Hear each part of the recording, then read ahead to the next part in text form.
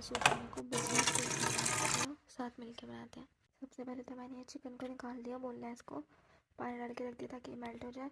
अब मैंने इस पॉट में पानी डाला, अब इस फ्लेम ऑन कर दिया।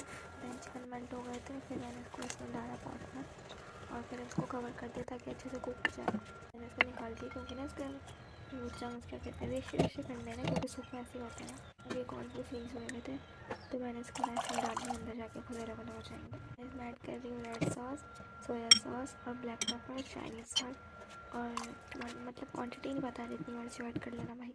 तो यार अब इसको थिक करने के लिए ना तो जो है कॉर्नफ्लोर डालते ना बोल में, और तो पानी डाल के ना इसको इसमें ऐड कर दो। जब सारा हो गया था तब मुझे याद आया एग का, मैं भूल गई थी। फिर मैंने एग बॉईल करा और अब इसके छोटे छोटे पीसेस कर रही हूँ इसमें ऐड करने के लिए।